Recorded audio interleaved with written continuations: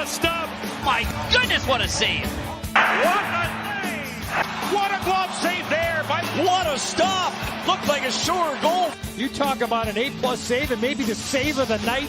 Welcome to the Goalie Science Podcast, the podcast where we try to bridge the gap between goaltending science and peak performance. I'm your host, Dr. Jamie Phillips, a physical therapist and goalie performance specialist.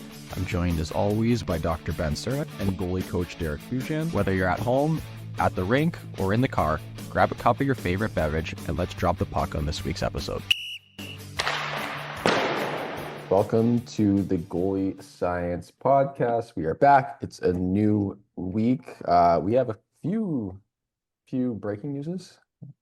Some news to break. Oh, that was weird. I don't know why I said it like that. Should we just restart? I have no idea what is breaking news is. This is the second worst podcast intro of all time. What's the plural of news? I think it's just news. It's like moose. We have breaking news. Yeah. Well, we have a few. But the important part, this breaking news is also breaking news to me because I have no idea what you're talking about. Oh, well, we're going to be joining a podcast network coming soon, which really doesn't change anything other than wider distribution.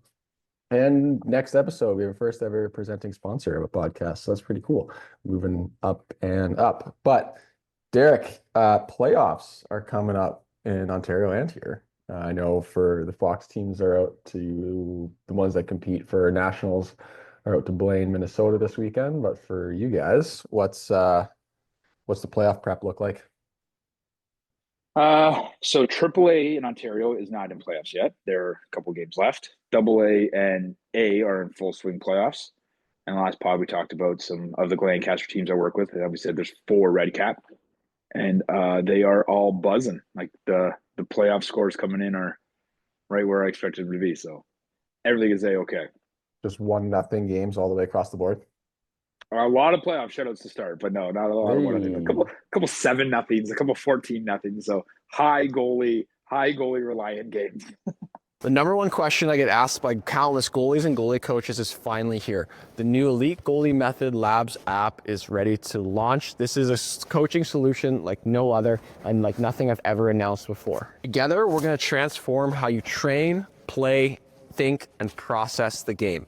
Not only are we providing immediate skills and immediate progress, but we're creating lifelong positive habits that you can carry on throughout your entire career. Are you ready to join the new EGM Labs app? Together, we're going to transform your game, turn you into the best goalie that you can be.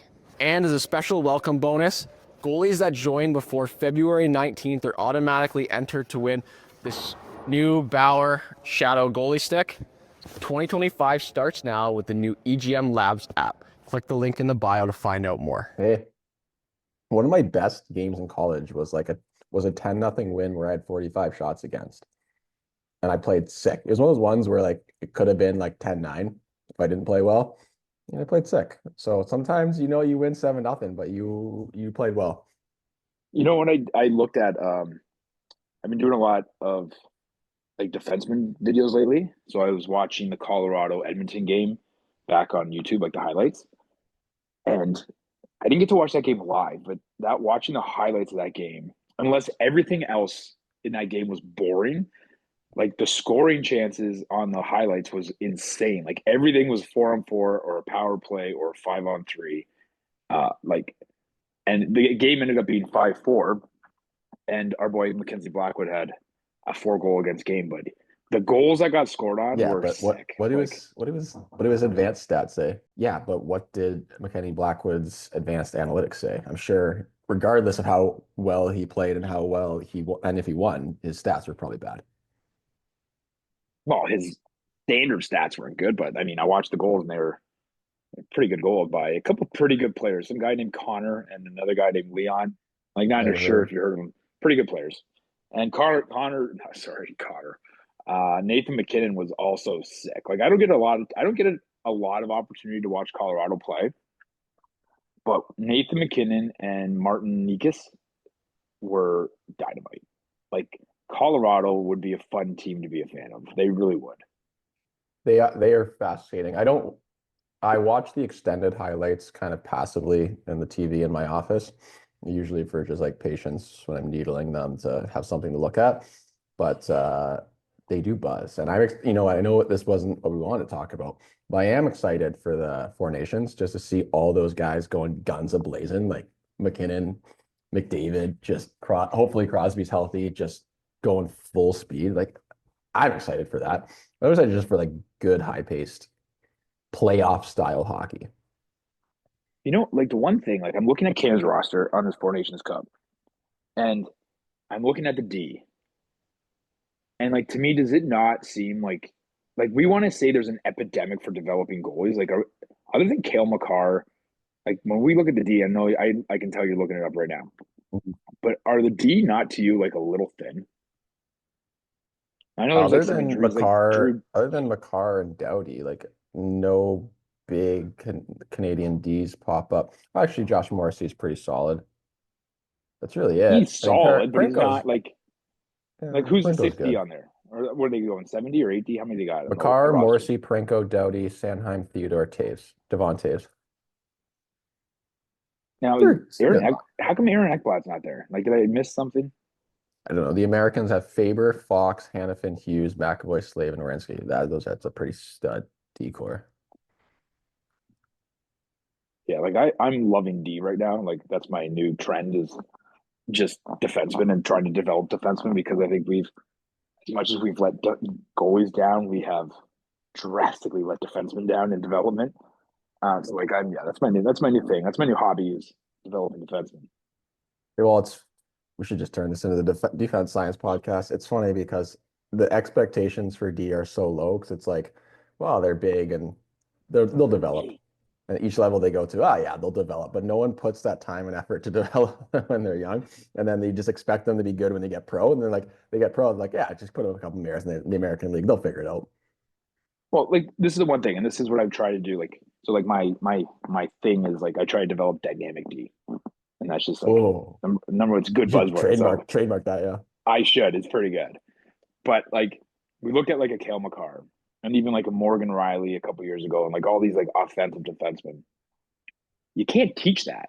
Like though there's something inherently in them that kind of is that, right? But what we do as coaches when they're younger is we stifle that creativity and we stifle that offensive like prowess and we stifle that like we stifle their wanting and eagerness to jump in the play because we're so worried about the defensive side of the game when they're young. Where it's like, guys, just go. Like we'll figure out the defensive side of the game when you're like 13, 14, 15, 16. But like get that comfort level, get that like confidence with the puck, go and screw it up. And like where have you heard this before? Right? Like this is all like we talk about like when we talk about like developing goalies and their puck handling, it's like just do it now, screw it up, we'll fix it later. Like get that confidence.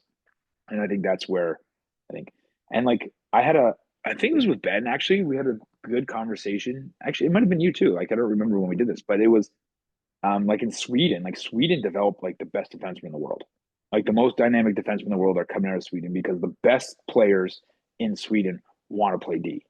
In Canada, the best players all want to play center.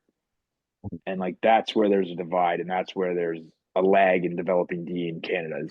We have 520,000 hockey players registered. Sweden has like 60,000 and they are developing defensemen at a rate so far ahead of us. Like good defense. I'm not just talking about depth D. Like we have lots of depth D. Like we're good at that because that's in minor hockey. That's what we gotta put them in that shoebox. Yeah, that creativity is ultra important, and it's the same as like when I encourage all of my goalies to try to goalie coach, even the young, like 14, 15, because you learn so much from that. Just like if you're a defenseman, if you go and hop on the rush, like you understand a little bit more of the forecheck, and then when you are a back on D, what are the tendencies, and vice versa. If you're a forward and you're forced to go pick up some pucks behind the net, you're going to learn what you can and can't do as a forward. So it's just, but yeah, like we're just like dump and chase. No, stick to the blue. Don't you dare leave. Hal Gill, glassing out. Never, no, zero creativity unless you're just a natural born killer like Makar. But on the same vein of the Four Nations, I know it's again we're not our topic, but people do want to get on our soapbox. Let's do want to know our early opinions, rant. our opinions of the goalies. And with Binnington, Hill, and Montembeault, does that mean Canada's goaltending is broken? And are we going to have this conversation all over again? But I just said, everyone's talked about it. We know that pound for pound, I don't know, stat for stat, whatever Ben would say, Canada isn't leading the way in the top three goalies. But Are they not? I think they are. Hill, good year. Binnington, Stanley Cup champion. Who Montembeault, cares? very good. Who The cares about only these thing, guys? Let's talk about the thing that's going to get clicks here, and let's talk about the travesty that's Logan the Thompson. snubs, the How? snubs.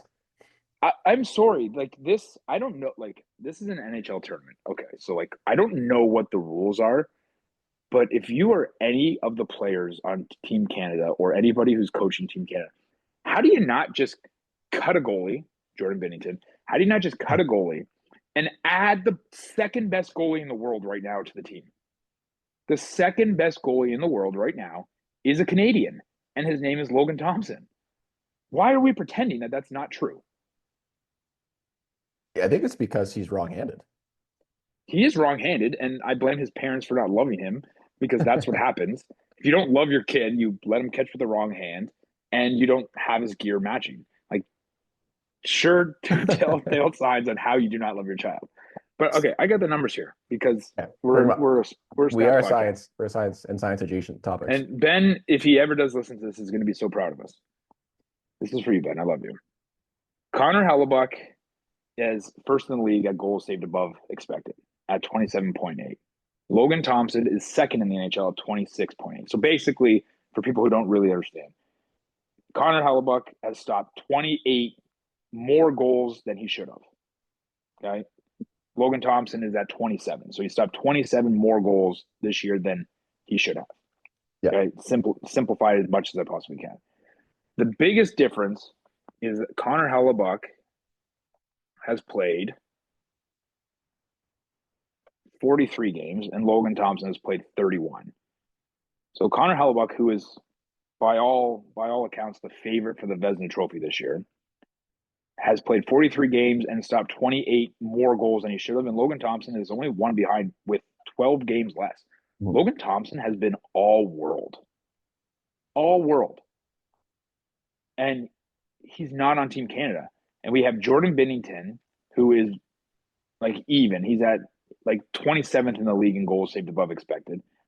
Montembeault, who has the worst style in the league. Like, I can't get over it. And I have a video I was going to send you. He gave up an RVH steal goal the other night. And I was just like, Jamie is going to lose it. He can't be on Team Canada because he goes steal of his RVH. And then we got Aiden Hill. I mean, like, they're not three. Like, I'm not Jordan Binnington. I'm sorry. I don't think the guy is the number one NHL goalie.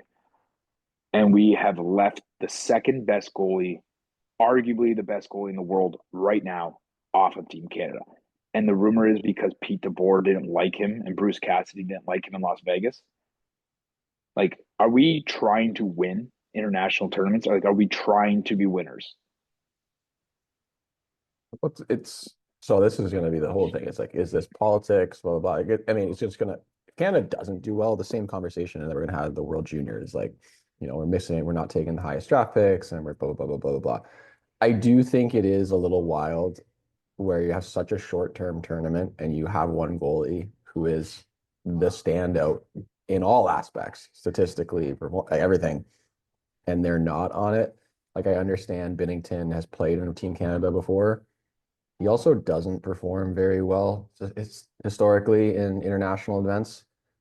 Who's having just an okay year. He's actually had just okay years since his Stanley Cup run. Montembeault was hot and cold. Same thing. Aiden Hill, hot and cold. I mean, I'm not super high up on Aiden Hill. I watch a lot of his games. He's hot and cold. It is crazy. And we're not disparaging Hill or Montembeault. No. I will disparage Binnington. I don't like him. But we're not here to disparage those other two guys. What we're here to do is say it's insanity that Logan Thompson is not on this team. It is pretty wild that you just they left off someone. Okay, I got some more stats here for you. Keep bringing the stats. I got some more stats for you. Okay, so we're gonna compare Logan Thompson with Connor Hellebuyck right now. So expected goals against average. So if we went off like what they should be giving up per game, Logan Thompson should be giving up 3.1 goals a game, and he's at 2.23. Okay, that's based off of like the team defense and the way they allow scoring chances. Connor Hellebuyck's expected goals against is 271 and he's 206. So the difference is Connor Hellebuyck is better than his goals against better than expected is 0.65. Pretty good. Like that's a good number. Mhm. Okay. Logan Thompson's is 0.87, which is insanely high. Crazy high. So Connor Hellebuyck, who is the favorite to win the Vezina, the argument that he's the best goalie in the world, is behind Logan Thompson in that stat also. If we go to amount of rebounds that they give up, exactly the same. Exactly the same. Connor Hellebuyck and Logan Thompson give up the exact number of rebounds. Same with pucks they freeze per game, the exact number, the exact same. So like me as a coach, like if I'm putting my head coaching, I want goalies that get whistles and control rebounds. Logan Thompson is just as good as the best goalie in the world on so many of these. And he's going to be in Cabo during the Four Nations Cup on the beach watching Aiden Hill and Jordan Binnington and Montembeault play. Well, he is the best Canadian option to be the goalie. When you say it like that, who's the real winner in all of this, to be fair? Sweden and the USA are the winners in this because those are the two teams in the final. We're going to find out. This pod drops tomorrow. So this pod drops February 12th. And game one is Canada versus Sweden. So we're going to find out right away. And I mean, my guess would be Aiden Hill would be the number one like starting goalie, but I don't know if that's been announced. But this is not disparaging Aiden Hill at all. This is just like, how do you leave him off? Like, how do you not take this guy? And how do you not just cut a goalie? I don't know if that's a rule. Like, if you're not allowed to cut a guy after you announce him, is it like just do it? Hockey Canada loves they love their group. If you're part of Hockey Canada, if you've been part of it, like you're in. Like once you're in, you're in. It's hard to leave. Is that because Logan Thompson, like this is his like breakout year, that they're just like, well, he hasn't shown that he's played well for X number of times, and if we look at the Olympics coming up in what's this 2025 Olympics next year, then we don't know what we're going to get, so we're going to just stick with what we know. Like, is that the case? I don't know, but Logan Thompson played in Las Vegas last year, and his goalie partner was Aiden Hill. And who started the first 4 games of the playoffs? Yeah, Logan Thompson. And like I watched a lot of that series. I don't think Logan Thompson was that bad. And then they flipped back to Aiden Hill, and then Aiden Hill came in, and they still lost in the first round. Yeah. I mean, so after an 82-game season, going into game 1 of the playoffs, who was the number 1 goalie in Vegas? Hey, I was saying pick Blackwood, so who knows? I don't know. I don't want to hear. It is kind of crazy. It is crazy because you can't just be like, it's funny because I'd be like, well, stats matter. Well, no, apparently they don't. Well, all these things you just pick what you want. If it's because a coach didn't like you, then I don't know what to tell you. Which would be wild. Would be wild if that comes out. Why is that coach getting hired? Like I've met Pete DeBoer. I know Pete DeBoer a little bit. I've gone to conferences and listened to him speak, and I'm a big Pete DeBoer fan. I had lunch with him. He's very nice guy. Fire him. Fire him and cut Binnington and bring in Logan Thompson. Because what's going to happen is if Canada doesn't win, we're going to spend the next 3 weeks and probably 3 episodes on this podcast. Oh, for sure. With the discourse that Canada goaltending is terrible and we have to fix everything again. And that's just not true. We have the second best goalie in the world. We have a Stallion just sitting there. It's because he's wrong-handed. You know what? Put that out there. Put that in the universe.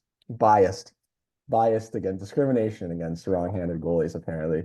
I was looking at the rosters here. Finland. Obviously, UC Saros pretty sick, but what do you think of the Lankinen, Luukkonen, Saros trio? Well, Lincoln's been pretty good in Vancouver. He has been good in Vancouver, but yeah, he UPL hasn't. has been UPL's been UPL, which is like a young raw goalie still. Like I've seen him He's been play. a I've been to young a couple raw Buffalo, goalie for the last 3 years, though. but he's not that old. Like what's he, 24? Yeah, no, but he's been in the show since when I Okay, was he's in been in the show, Cincy. but that's fine. But so was Carey Price, Yeah, Chris right? was basically always good. But Carey Price wasn't always good. I know, but It, everyone likes it, to think that he was. yes, okay, but there was years where Carey Price sat in the bench in playoffs and watched Yaroslav Halak play, right? They Like were going to get rich. They were going to trade Carey Price. I remember that. they were going to trade Carey Price, and then they came to their senses, and everything worked out. But that's the thing is we forget how these guys were when they were younger. Like UPL, I think he's a very good goalie prospect, He's on a and bad team too. Like it's so he's hard. on he's on It a skews it so bad much. team. And It's a same with horrible Devin team. Levi. Like Devin Levi is a good goalie prospect, and these are going to be guys that when they get moved to other teams are going to flourish. And it's just been the system in Buffalo that hasn't been able to support those guys. But I mean, how is UC Saros is obviously the number one goalie for Finland. Like I don't Yeah. think there's any debate there, right? Like UPL is number 3. He's a guy who's not going to dress, and he's there to like just be around those guys. Would be my understanding or guess. I would think so. Luukkonen has done well in international play. He won World Juniors. That was some years ago. Yeah, they're obviously going to run with Saros, but I don't know. I mean, I like Sweden's goalie. I know Markstrom's hurt. I don't know if they announced if he's still on the roster or whatnot, but I'm a big Gustafsson He fan. got carried off the ice, man. I don't think he's there. Who did they bring in to replace him? I don't know because I saw there was a joke around trying to get Joey Decord to be Swede because he's like Swiss, Yeah, got a yeah. Swiss passport, a Canadian passport, a U.S. passport. I don't know But who did they replace him with? I don't know. I'm gonna Google it right now, but I'm a big Gustafsson fan. I know Allmark hasn't. I've never been super high up on Allmark. Another Um, guy's been hurt all year too, right? Like and he's the been only goalie they have that's healthy is Gustafsson, yeah. who I I mean, watched play in Toronto 2 or 3 weeks ago, and like you could tell, I could tell within 3 or 4 minutes. Like I'm like this guy's dialed. He's not getting scored on tonight. And he's so good. he was He's good, so yeah, good at beating stuff on his feet and his like and post square. entries. Like he's square to everything. Like Samuel Erson. That's a weird way to spell the name. in Philadelphia, Errson. Erson. Urson, Erson. Urson, yeah, I yeah. don't, you know what, to be honest, if there's one team I don't watch a lot of, it's Philadelphia. He's been pretty good in Philadelphia. Has he? Okay. Yeah, he's had a pretty good year, and they're fighting for a playoff spot. He's been pretty good. I can't say that I've watched a lot of them because same thing. I'm not a Philadelphia Flyer fan. No, They there's have no one. nobody on their team that like excite me to want to watch. So Yeah.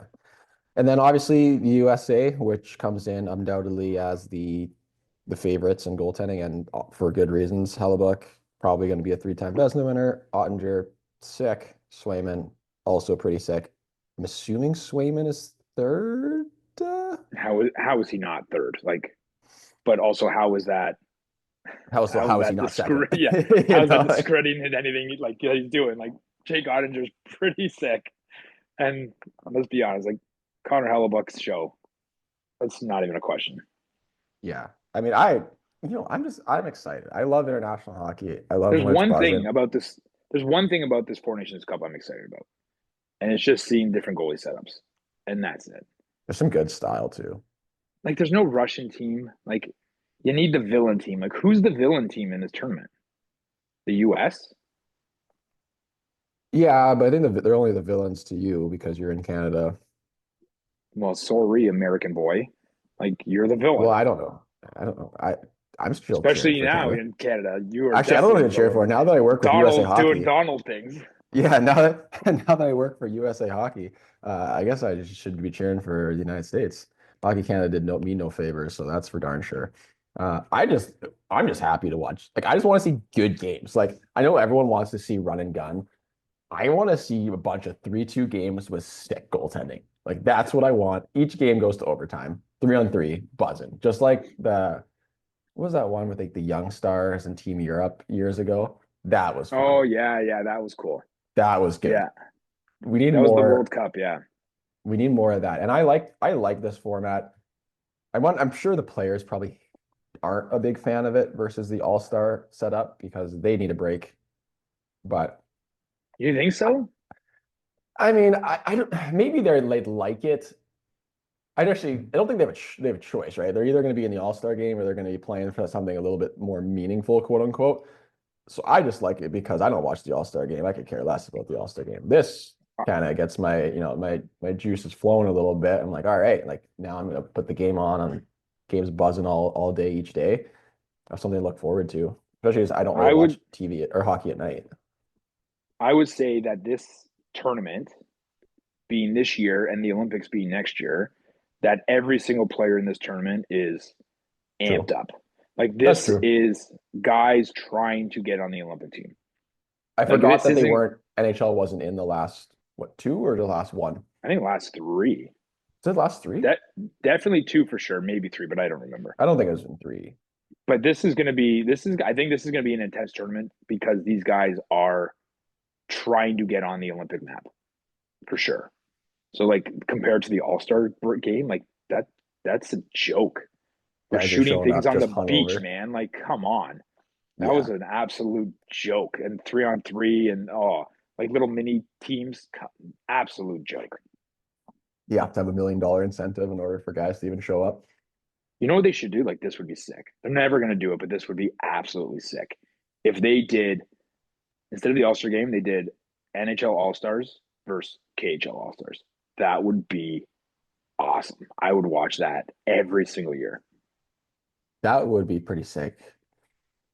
They should go completely out of left field. Just take NHL, AHL, KHL, and then like a fourth one, All Stars. Like guys could like KHL, AHL, you could argue that they're one's better than the other. Put them in there, and then maybe have like a throw-in league. So like whoever wins the Champions League, that league gets to go in. And then you just craziness to see how much better the show is versus all these guys. Like that would be cool. Although I do think Putin would coach the KHL team. yeah, He'd and be he'd on the score bench. 16 goals. He wouldn't play. I mean, he might play. He probably would. He's the best player there. That would be cool. That'd be something You've worth seen that watching. video, right? Oh The yeah, I one saw with that. yeah, Video. yeah. Oh man. We got to get these out now before we join a podcast network, and we can't say funny things. I don't have an ad read. We've never been funny. Like we're not No, I we're know. not haha funny. We're just idiots talking to each other, making fun of each other. That's true. I should probably insert an ad read here. Anyways, you had a good thing you want to talk about, and it's funny because I've had this conversation a few times, especially because kids are moving different now, or preparing to move to different teams now, like figuring out where they're going to try out minor hockey, AAA, all this stuff. And I will summarize your voice note to me where we just talked about at each level that players, goalies, everyone, kids move up. Everyone expects it to be easier. And I was like this too. I thought it was gonna be easier. And so you're in minor hockey and you're like, as soon as I get to junior, that's it. Like it's easy. I got it. Like everything's gonna be fine. When you go from junior to college, same thing. When you go college to pro, low pro to high pro, like you always think it's easier. And the reality is it's way harder. Every step you go, it's harder. And there's a handful of factors to that. But before we get into the why it's harder, which should be obvious, why do you think we all think it's the grass is always greener? It's always easier at that next level. Well, I think it's human nature. I think everybody thinks that about everything. When a kid's in high school, they think life's going to be easier when they get to college. They're going to have more freedom. They can do this. When they're in college, all they want to do is they can't wait to get into the workforce, right? Like That's it's the way we are as humans. Like whatever is next, we always think it's better. Next is always better. And then like to clarify what I want to talk about is not in terms of like the gameplay is going to be easier, like in terms of like navigating kind of your role or navigating your environment. We automatically assume that minor hockey is the worst. There's politics, coaches hate us, Like that's like the mindset. And it's like once I get out of minor hockey and I get into junior, everything is going to be easier. And that's not true at all. And then it's once I'm out of junior, once I get into college or I'm playing in the OHL, it's going to be easier. And then once I'm in pro, there's no politics. It's going to be easy. Man, Well, like, we just talked about literally the give your highest heads a level of shake. hockey. We had the best goal, the second best goalie in the world, getting left off a team because the coach didn't like him in Vegas. Oh, yeah, like It's couldn't be any higher of a level.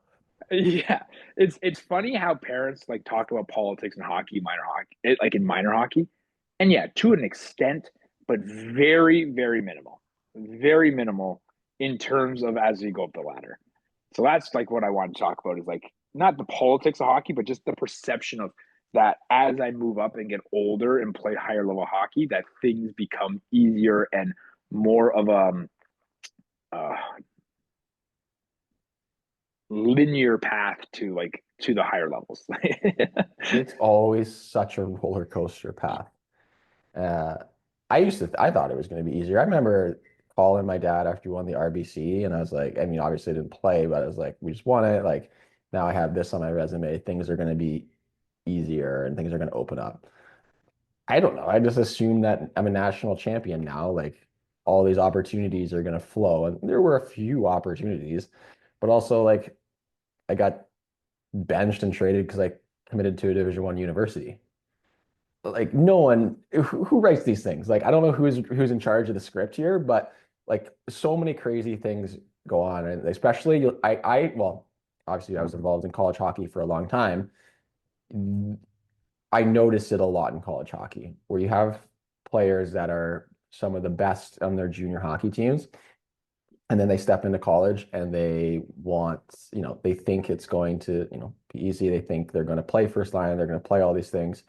It's a little different now that you have the portal where you can just leave when you're sad, instead of working hard and grinding through it. But you see a lot of these players, and then they're not willing to accept a role. Like, hey, you're first or second line in your junior hockey team, but it's like, hey, now you're gonna have to be fourth line, and they're not willing to accept that. And that's part of it. It's hard. Okay, so you want first line minutes as a freshman, you're gonna have to show up, or you're gonna have to earn it. And you're earning it means you're gonna have to, muck and grind for a little bit, create your opportunities, and then you can move up the ladder. The same thing goes in pro. Like, how many times have we heard from NHL guys, it was so and so who really helped me find my game, and I realized that I wasn't a true goal scorer. I was more of a, PP2 kind of guy, PK1. That's my role, and that allowed me to be in the NHL for the last 15 years. It's so you're right. It is human nature. The politics part. You think the politics are bad now? Wait until coaches' jobs are actually on the line. Like if your team doesn't win, it's not really a politics, but if your team doesn't win, your coaches can't feed their family. So they're gonna make moves in order to win. Where in minor hockey, usually everyone that coaches the team just comes from their normal day job and coaches the team because either their child's on it or they just like coaching. But yeah, the politics one is wild because everyone thinks that it disappears as soon as you're no longer in minor hockey. Yeah, like I had like a perfect example. I have an 06 goalie who played AAA, so he played 2 years of U18 AAA. Very good AAA goalie, and all he wanted was to play junior B. Like that was like the top of the mountain for him. So he ended up signing in junior B this year, and everything in his life was going to be better. Goes to camp, the coach that kind of offered him a commitment back in May started dragging his feet, didn't sign until like late August. So the whole time he's trying to bring in other guys, obviously. Then he gets there, he doesn't play for the first two games, goes into relief in game 3, stands on his head, expects to get the start in game 4, doesn't get the start in game 4, sits for another 2 games, gets the start 3 or 4 games later, plays really well, goes, they lose like 4-1, goes like 4, gives up 4 on like 43. But in there had one relief appearance too where he didn't play, like kind of came and gave up 5 on like 21. So like the numbers never looked good. And then he just got released, like straight up released because they had 3 goalies in the roster. They brought in a guy who the coach who played in the NHL, played with this guy's brother, so brought in a goalie from the States and just then moved him. And then now he sat around for 3 months waiting for a team. Like that's what Instead of happens going when to you. junior C. Well, there were offers to go to junior C, but I mean, I told him not to go right away. Like there's always teams that have a need for goalies, especially in October, right? Yeah. So it was a little bit of let's just wait and see. The junior C offers will always be there. So we waited, and this was like the first year that it's like an anomaly year. Nobody got hurt. Nobody wanted to change a goalie. Everybody was happy with their goaltending, and nobody changed until this kid signed in junior C, and then injury. So it was just like a bad luck type of year. But I mean, this was a kid who was like he was so excited, just need to get out of minor hockey to get in junior, and everything would be better. And then just never got an opportunity. And then same thing. I have a very high OHL pick, who's 16-year-old playing behind a very good OHL signed 18-year-old in junior B. And the conversation is like, it doesn't matter how hard I work in practice, like I'm not going to get an opportunity. That's true. It really is. And he has the option or the decision to make whether that bothers him or he keeps working hard. And to his credit, he's matured a lot and he keeps working hard. And when he does get those opportunities, he plays well. But it's another guy that they're just so excited to get to the next level, thinking that I'm just going to step in and I'm going to carry the momentum I had in minor hockey and I'm going to play 35 games. So you go from playing 35 games, winning an OHL Cup last year, this is Jake Saranic, draft pick of North Bay, to now maybe he's going to get 16 to 18 starts in junior B. And it's a little bit of a learning experience for those guys, but just don't be in a hurry to get to the next level because it's not going to be a seamless transition for you guys. No, it's seamless for very few people. How did your first year junior go? I know you've told the story before. Oh yeah, no, it me. was great, man. All 4 starts and 9 appearances were lights out as a very high OHL draft pick, supposed to be reasonably touted junior goalie. Yeah, no, it was great. I loved getting traded, getting pulled my first start in a 3-3 tie, being one of 3 goalies, and then just being traded to a team where I was just backing up. To be fair, I replaced the backup as a backup, just a better backup. So like we have a backup who's not very good and we're going to put you there, but you're not going to play just in case. That's pretty wild. But you went from your minor midget year where you probably played 40, I'd say 40 to 45 starts. Yeah. The number 1 ranked team in Ontario for most of the year. I was arguably the top 5-6 goalie in the 93 age group in Ontario. Yeah, I think you were the 6th goalie in the draft, 6 or 7. I think it was 4th. Was I 4th? Relax, you were not. No. Teachman. Binnington. Subban. Windsor. Oh yeah. No, Windsor Subban was drafted in the 14th round. Oh, was he drafted late? Are you talking about like in the draft or like at the end of the day, like the end of the year? Yeah, no, like the end of the What was the draft? Like in the draft. I was like 7th. 6 or 7. 6 or 7. Yeah, you're right. Sorry. Yeah. Malcolm Subban was a 14th or 15th round draft pick, and then he was way better than you. Oh, way better. And playing in the NHL, and you just talk about it. Yeah. I got a cool jersey there that my sweet office that I worked 40 you hours. got NHL money.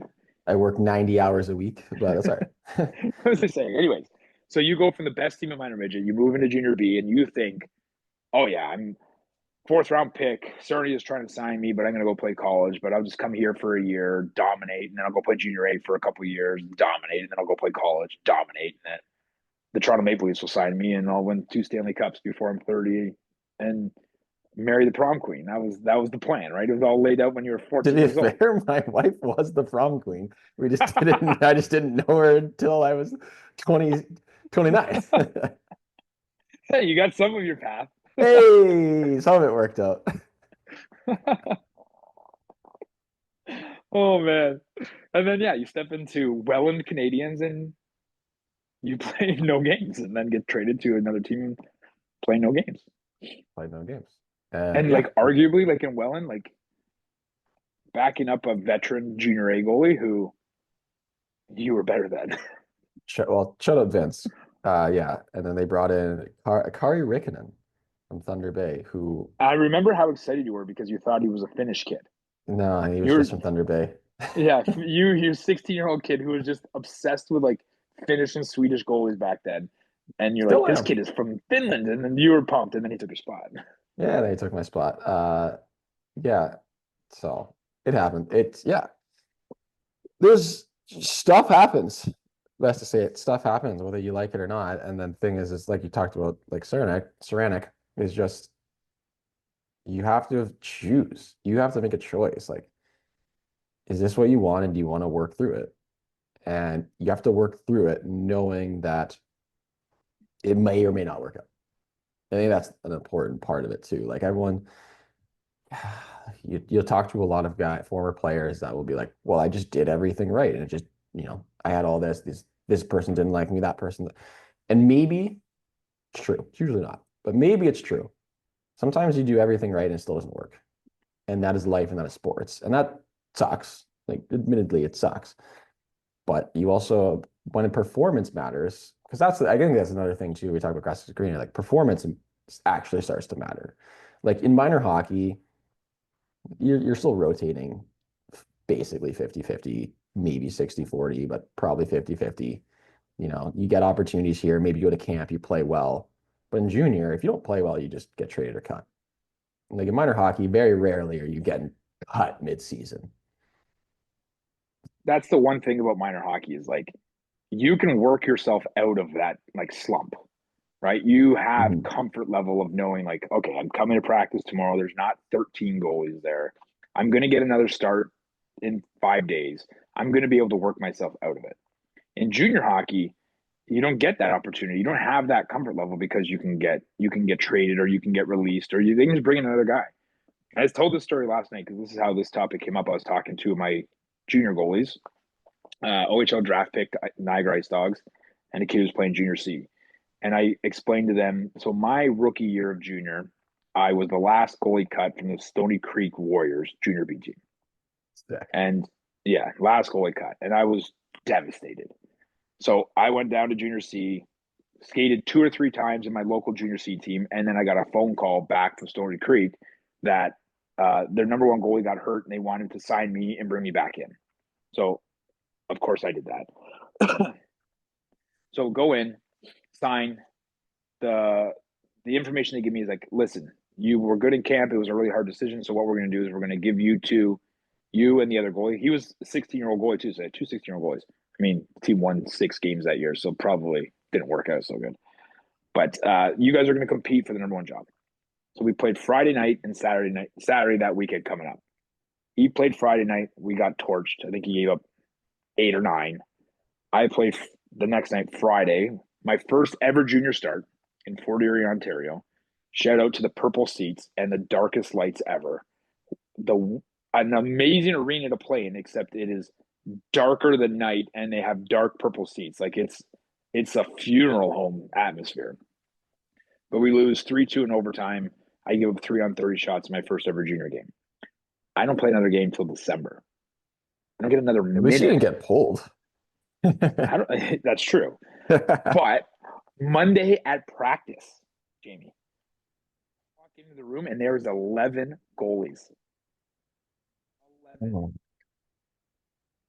Go through practice. I think I get 7 shots. They cut all 11. We practice Wednesday. 7 more goalies are there. 18 goalies in 2 practices there because they're obviously trying to upgrade the 2 16-year-old goalies they have that aren't very good.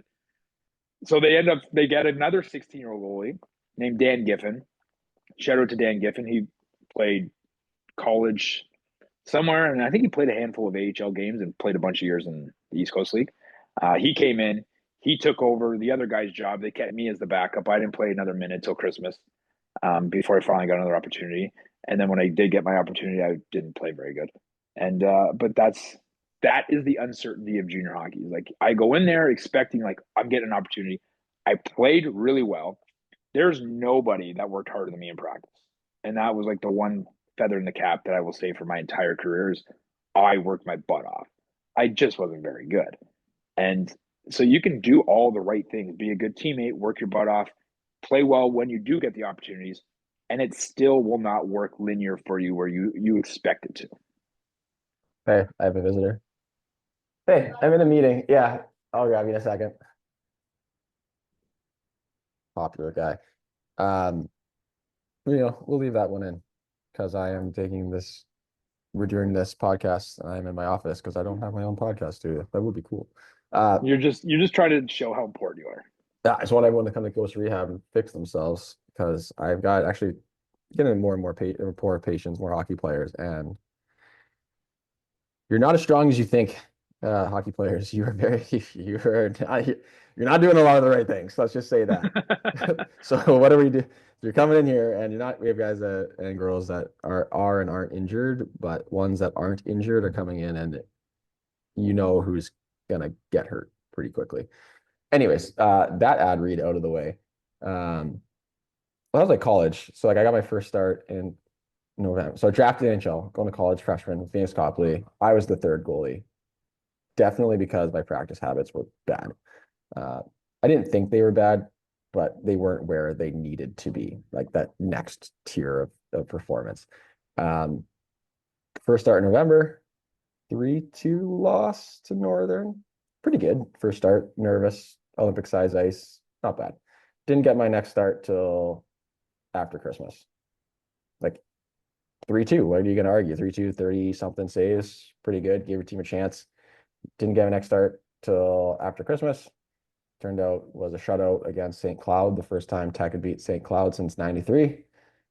And then next game after that was, I think, another shutout against Colorado College at home.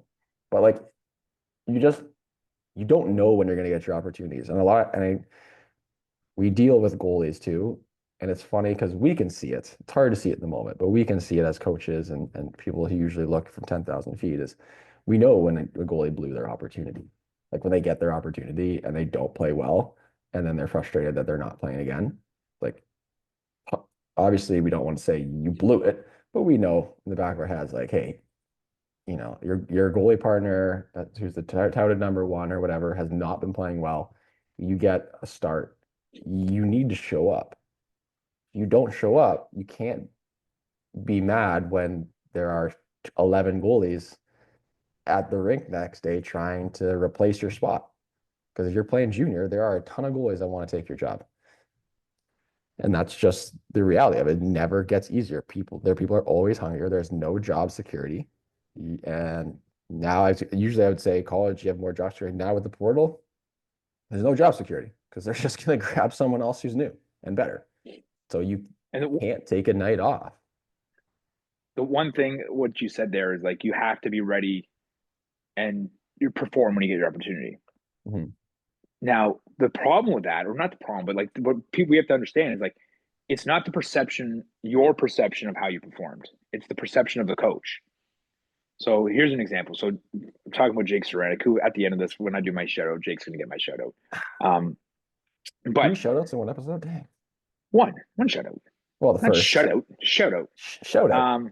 But I went and watched him play. I got a text from his coach saying he's getting back-to-back starts for the first time this year. So I'm like, okay, I'm gonna come and watch. And he's a 16-year-old rookie. And the result was good. If you look at the stats, the result was good. They won like 4-2. He gave up like 2 on like 23. Like the result looks good.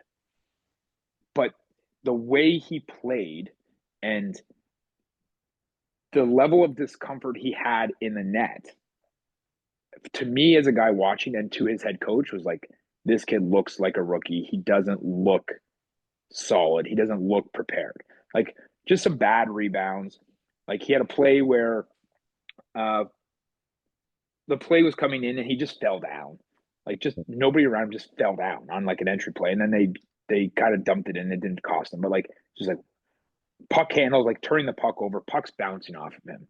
So yeah, at the end of the game, like he comes out and it's like, hey, the result was good. 2 on 23. I feel really good about the game. But as a guy who's a coach who the next night has to pencil in the starting goalie, that doesn't instill a lot of confidence into the head coach to put in your 16-year-old backup goalie again for a second night. You know what I mean? And that's where like a lot of these guys who move and are young goalies in like the higher levels is they don't understand. They just look at the result of the game. They look at the stat line. And but the reality of the game and the feel of the game was like that guy was shaky. He was fighting it. He was not catching pucks when you should have been catching pucks. He was giving up rebounds, falling down on zone entries with nobody around him. Like he made a save 3-2 early in the third where a guy threw a puck on net at the blue line on like a really high 2-on-1, just threw a puck on net, hit his pad, rebound kicked out. That guy driving the net hit the post. It doesn't go in, but that's a terrible rebound. And as a head coach standing on the bench is like, oh my gosh, so understand that it's not your interpretation of how you performed. It's the guys that are making the decisions of how you performed. So like even you, like you're talking about like, oh, my first game, 3-2 loss to Northern, 30 saves. Yeah. You're looking at the result of the game. But that's the first shot went in the net. It was disallowed. That's what your head coach there. Look, now the stuff's coming out, right? No, I fully understand that. But you didn't say that to the people listening to the podcast. You just let it be known that I gave up 3 on 30, then I got back-to-back shutouts, and you're whining about your minutes. But now it's all of a sudden I actually gave up 4 goals. The first shot went in, but it got called back. So how is the perception? Yeah, because it was goalie interference. How am I supposed to stop if it's goalie interference? The guy runs me over. Right through it. It's funny that you talk about the perception because I was in Muskegon yesterday. You know what? Stephen Peck will get my shout out because he just complains all the time to me. So maybe he'll stop complaining. I don't even think he listens. Back-to-back games, pretty good against Tri-City. Good the first night. We watched his games like triple flash screen goals, weird deflection into a rebound, into a third chance that goes in, like goals that you're just like, I get it. Like, I'm not going to give you a hard time. Yeah, like, I'm not going to give you a hard time. Coaches meeting. Yeah, Steven played really well the first night, terrible second night. It's just like, I was like, I don't think it was that bad. But yeah, like, I get, like, he gave up 4 goals, but look at the 4 goals. Maybe one was a low to high one-timer where he chilled a little. He was half a second hesitant in his RVH. Yeah, that one probably take back. All the other ones are like, that's hockey. Like, that's the way it goes. But coach thought, was like, no, just didn't really have it the second night. And really, who does it really matter what you thought or like Stephen Peck thought? Like, no, the guy making the decisions. Liver. Yeah. That's the guy why making the decisions is the guy. Like, last time the when we're doing the evaluating for camps, we can tell you who we think are the best players. We get trumped every time. We get like our voice gets overridden by the head coach every single time, and that's just the way it goes. They're the head coach. It's their team. Our job, unless the head coach says, "I want you 100% to pick the goalie," our job is not. Our job is to help the goalies and the players and support. And we're a supporting role, is best to say. We are a supporting role. We are not the role, despite how in our brains we think we are the most important, and although we usually are the lowest paid, but the most important people on the team. We're just a supporting role as goalie coaches. It's funny because you've never been a head coach. I think you will be one day, but who knows how long? Because I almost had itch. I almost threw my hat in the ring. What's today? Tuesday? I actually almost threw my hat in the ring on Monday.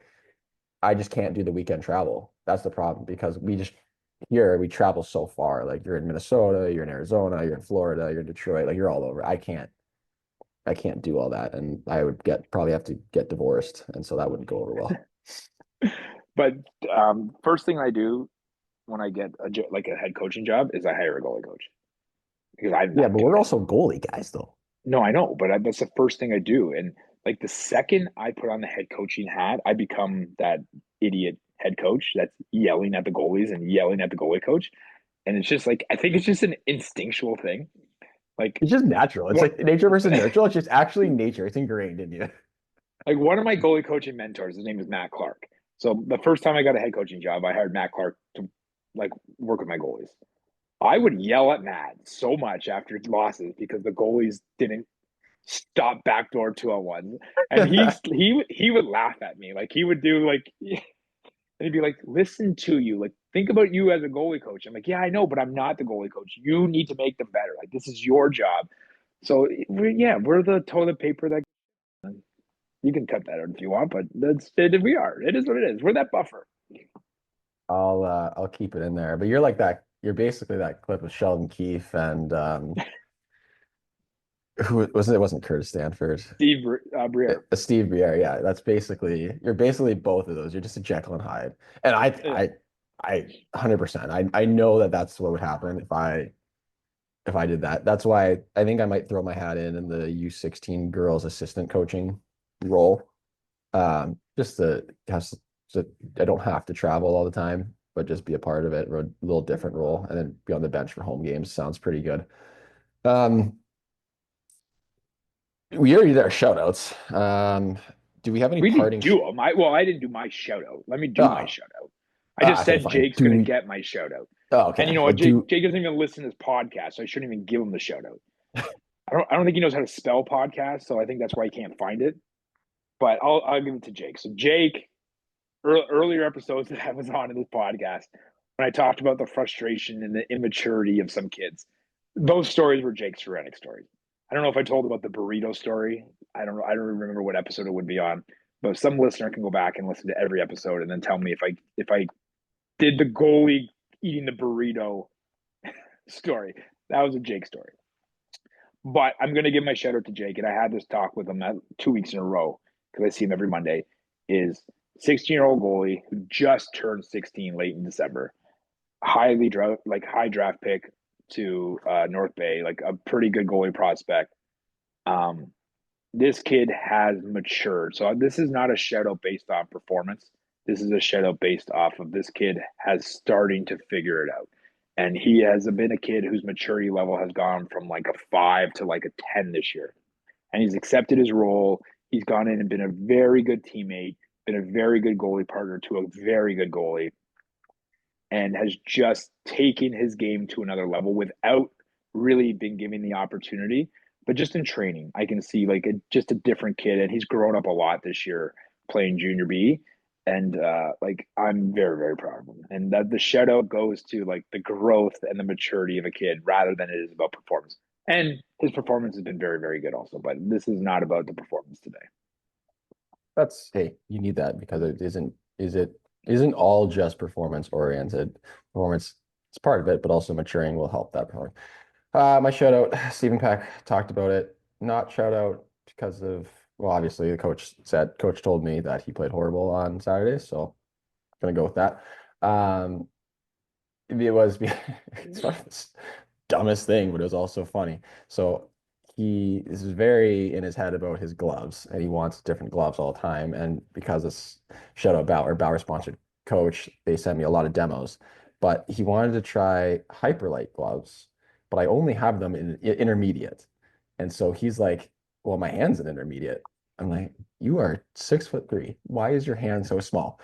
Anyways, he skated an entire goalie skate where we took one-timers with intermediate glove on, just taking USHL one-timers to the palm. And he was lights out with his glove. Oh my God. So stupid. But in my brain, I was like, should they just make all NHL goalies wear intermediate size gloves?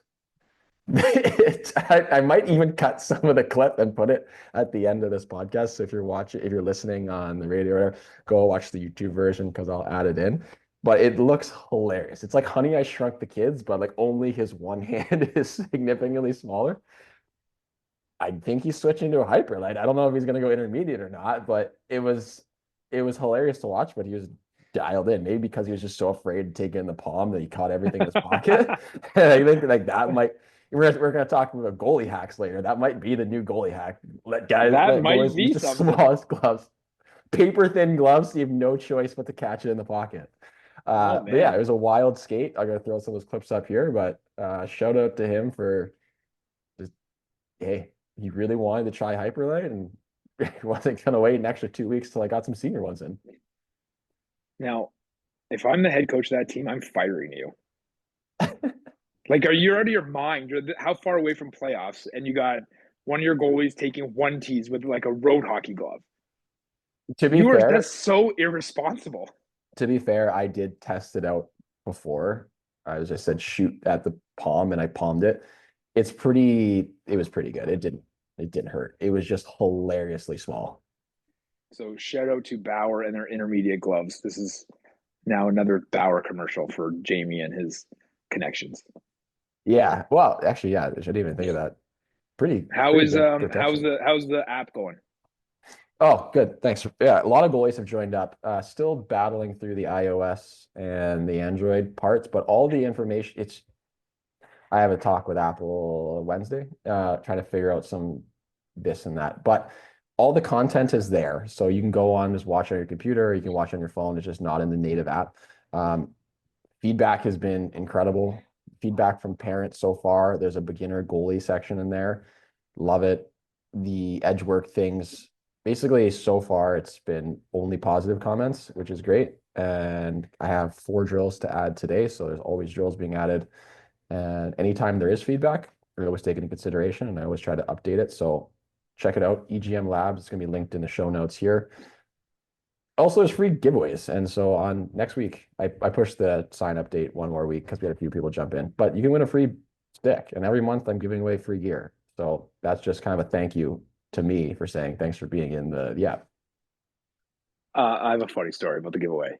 So Weston is obsessed with trying to get a custom white shadow, like obsessed, like to the point where like I'm gonna kill him. He's so annoying, but because they only come in 24s, right? Like he's using a 22 Warrior, which is really like a 21 Bauer, and he wants a custom white shadow, which is $500. So I made him a deal. I said, listen, if you beat one of the top 4 teams in our league, then I'll buy you a custom shadow. Like that was the deal. And like, so he's like, that's a feat. Like with our team and like the teams in our league, that's a feat. Like one I'm fairly comfortable with making a bet for $500. So we're driving to Grey Bruce and he's fake sleeping. And I'm putting this in quotation marks. He's fake sleeping on a Friday night. And I got our last podcast on because, I got to get the views up and get the listen time up. So I'm listening to us talk. And it pops up at the end about the EGM Labs giveaway. Yeah. And you go, he goes, we're giving away a free shadow goalie stick. And this kid pops up out of the seat and he's like, what? What do I need to do? I'm doing it right now. Tell me what I need to do to get a stick. I go, thought you were asleep. And he goes, not if I'm getting a free shadow, I'm not. And he popped up. I've never seen him so excited in my entire life. Like he's like, what do I need to do? I'm going to do it right now. And he like grabs his iPad. He's like, what am I signing up for? I'm like, settle down. Oh man. So the free giveaway thing is working. Keep pumping that. Well, and the thing is too, is like it does help, it brings people to the app and it's a little bit of incentive, but I do appreciate everyone that supports like me in all these endeavors and actually like listens and wants to get better and is hungry to get better. So yeah, anytime I can hook people up with stuff, there's a reason that the spare room in the rink has like 8 sets of gear right now. Because I want everyone to have opportunity to have cool stuff. So sign up for the app, you have opportunity to cool stuff. The more people that sign up, the more cool stuff we can get. Hopefully we get to the top where we hit the 1,000 members, which is the goal. And then every month that we have 1,000 members, it's a free custom set, your size, whatever you want. You want Digiprint, whatever CCM calls their stuff. I don't know. Just you get custom gear. So sign up, tell your friends to sign up for the gear. Yeah, it helps, but also the information, the quality of stuff there, like it's very good. And I put a lot of time and effort into it. And it's updated every single day. Asterisks. On average every single day. But it's good stuff. So yeah, check it out. We appreciate you listening and watching. Like we said, we're gonna have a presenting sponsor for the next episode. Some cool stuff. We're joining a hockey podcast network, which just grows the reach. So hopefully this keeps going up, but nothing is going to change in terms of our part. We'll still keep bringing the pseudoscience, as Ben likes to say, and we'll see everyone on the next episode.